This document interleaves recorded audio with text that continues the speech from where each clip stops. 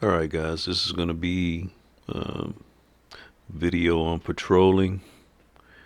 Um, I did require my officers to do frequent random foot patrols, although at times there probably was a means of transportation. I did want them to dismount, become familiar with the post, and also um, the people that work there and that live there in some cases in residential areas.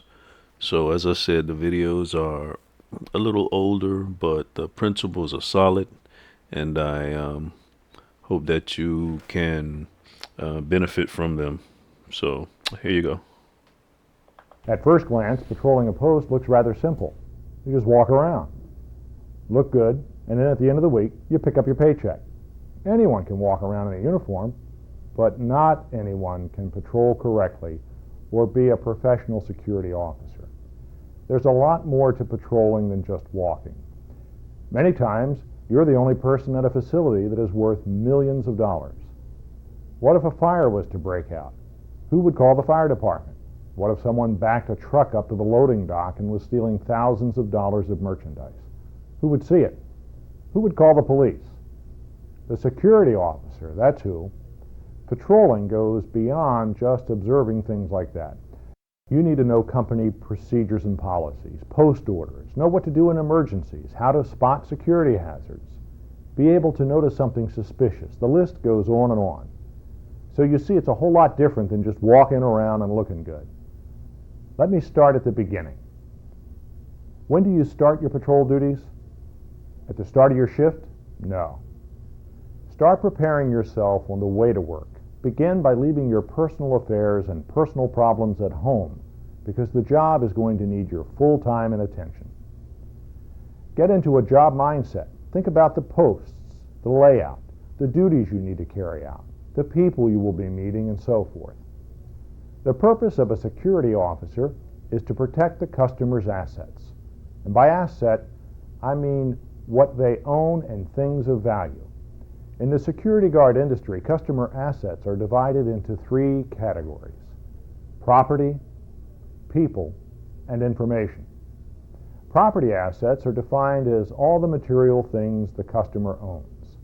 Things like buildings, vehicles, merchandise, office equipment, etc. People assets are defined as customer employees, customers' clients, and visitors. And information is defined as documents and computer files. You protect the customer's assets by observing, reporting, and becoming a deterrent.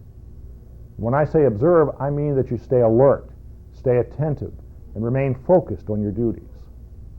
Reporting means that you pass on information about anything unusual you discover or is reported to you. Reporting can be verbal or written. The final duty is just as important, and that is be a deterrent. The word deterrent means to prevent something from happening.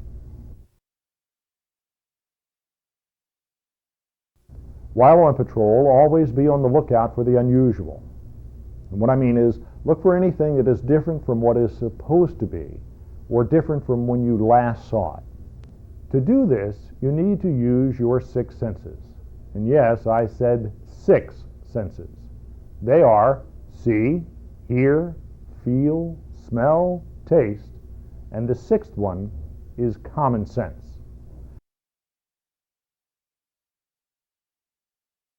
Let's take the first, sight. Use your eyes as you patrol. Look around. Don't just look forward. Look left, right, up and down. And every once in a while, look behind you. If you see something out of the ordinary, investigate. For example, things like a broken glass, propped door, a door that was closed when you last saw it, a light that was off and is now on, or a light that is on that was off. If you observe something that is dangerous and needs immediate attention, always call for assistance by notifying your dispatcher before you proceed. Post 301 to dispatcher. Dispatch by. I'm in parking lot N, no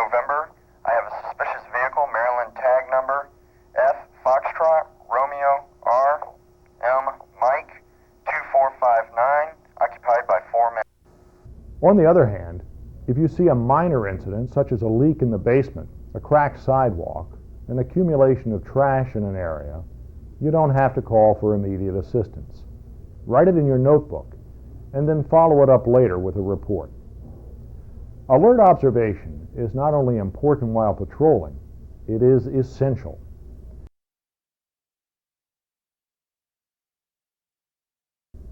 Regarding your sense of hearing, as you patrol, listen to the sounds around you. Many times you can hear something long before you actually see it. Recognize the sounds of your post.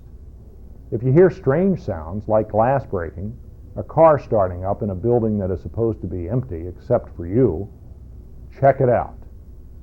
Always call in for backup if you feel that you are or could be in danger. Suppose you were working in a warehouse that had a noisy refrigeration system that operated on demand and was continually coming on and turning off.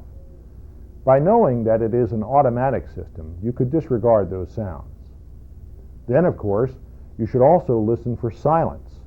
For example, there is a generator that powers the refrigeration system and is supposed to run all the time. One day, all of a sudden, there's silence. There is something you didn't hear. Check it out. The customer could lose thousands of dollars due to spoilage.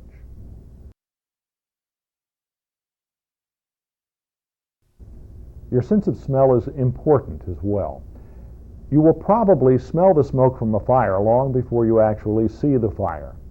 Your sense of smell should search for other odors as well, such as gas leaks, gasoline spills, decaying garbage, etc.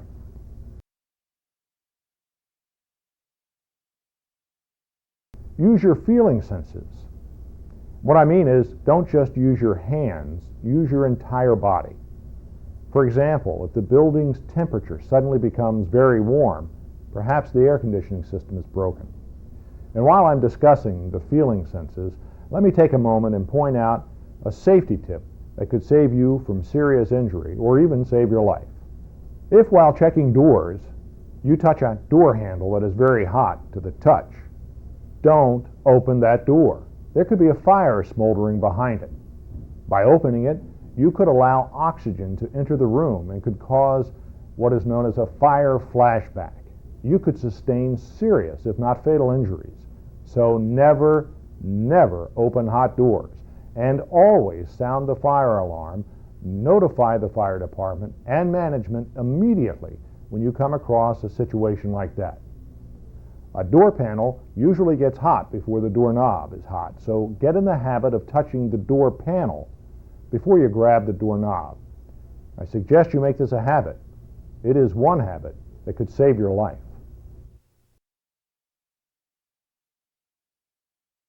And you're less likely to use your sense of taste when you patrol. But that doesn't mean you should ignore it. Your taste senses let you know when food is spoiled and water is bad. It even works with smoke. Sometimes you can taste smoke before you actually smell it.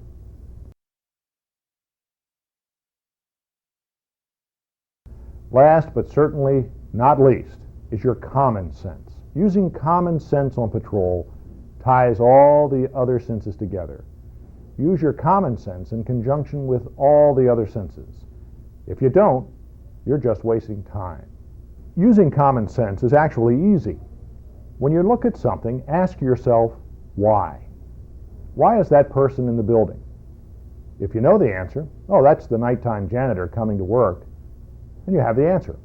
If you don't know who it is, go over to that man and ask him politely what his business is in the building.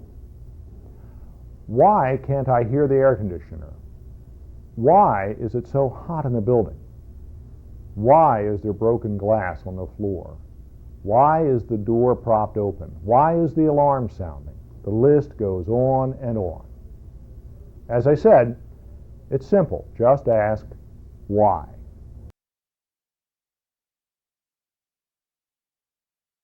If you just patrol and don't tell anyone what you observe, it was all for naught. The customer is paying to have you patrol and let them know what happened.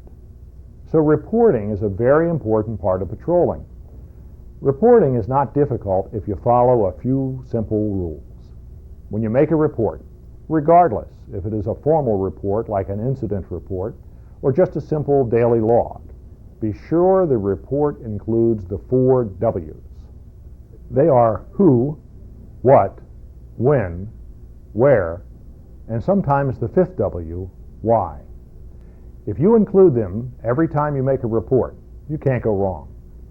You have an obligation to your company and its customers to continually help reduce liability. Whenever you find something broken, defective, or hazardous, never just tell someone, always report it in writing. That way you will always have corroboration. What kind of report you make depends on your company policy and the situation.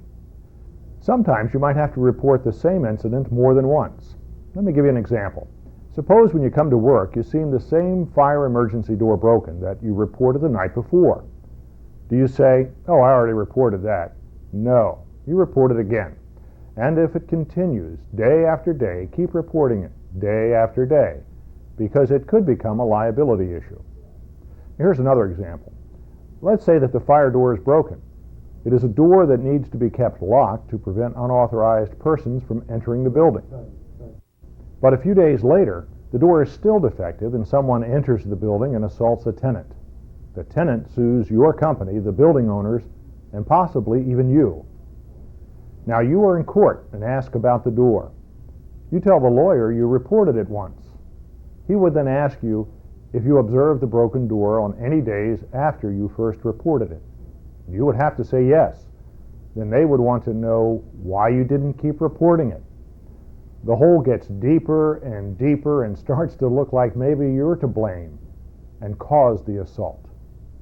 Now, on the other hand, if you reported it and documented it every time you saw it, that is a very powerful defense, not only for you, but for the company you work for as well. You reported it. They didn't fix it. Not your fault.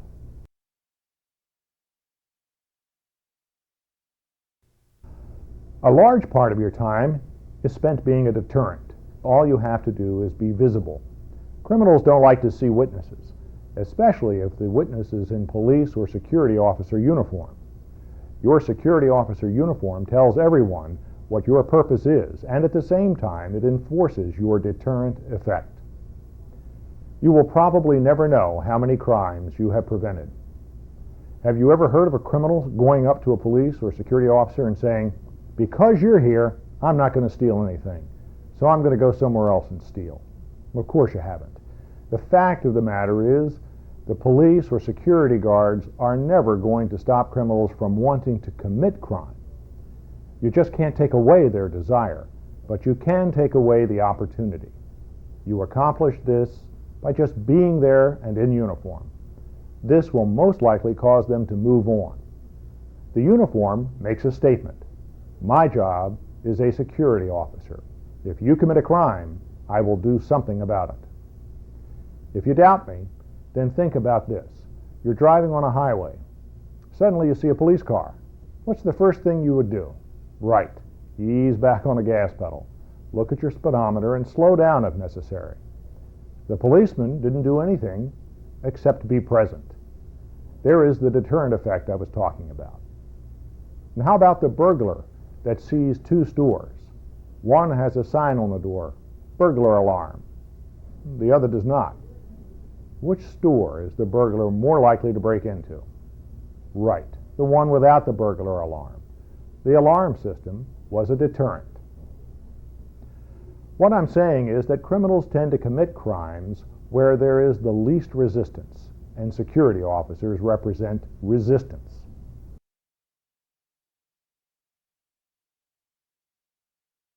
All trades have tools in order to accomplish their jobs. A carpenter has saws and hammers, an accountant has calculators and paper, the butcher has knives and scales. Security officers also have tools. Several tools, as a matter of fact. I'm going to go over a few of them. Some security tools you may be issued, others you may not. Not to beat a dead horse, but your uniform is a tool. As I have mentioned, it is a deterrent. Your notebook and your pen are tools. A notebook is very important because as a security officer, you're required to fill out incident reports, log sheets, and other reports. The problem is forms are not very convenient to carry around, whereas a notebook fits neatly in your shirt pocket. If you're on patrol and observe something that needs to be reported, write the facts in your notebook. Then, later, when time permits, use your notes to compile your report. And don't forget to carry a pen. Having a notebook and no pen is like a soldier without a gun. A flashlight should be carried at all times, especially if you're assigned on a post with buildings or a warehouse. You never know when you will have to go into a dark area. It's a good practice to check your batteries at the start and end of your shift.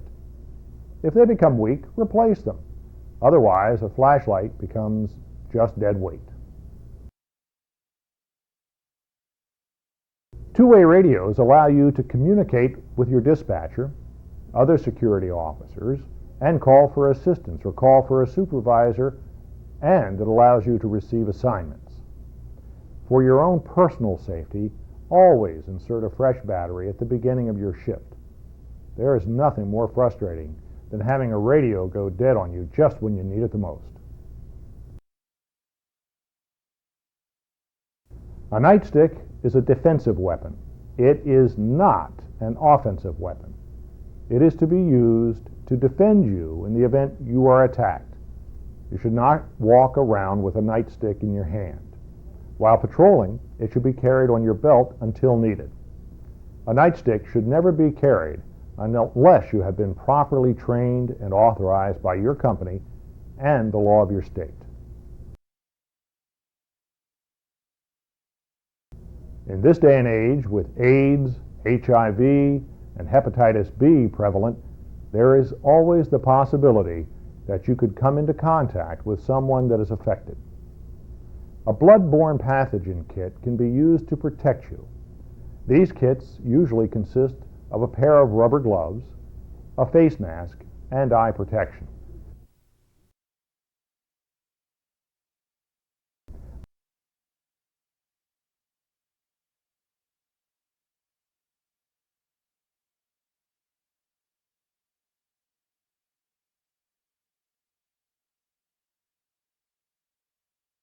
To carry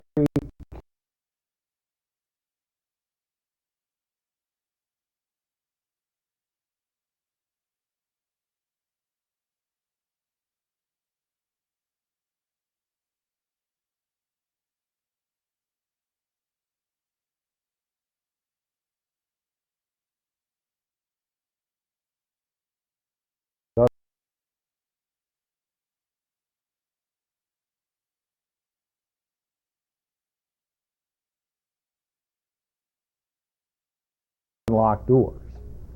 When you take possession of a set of keys, you assume a tremendous responsibility and should not take it lightly. What if the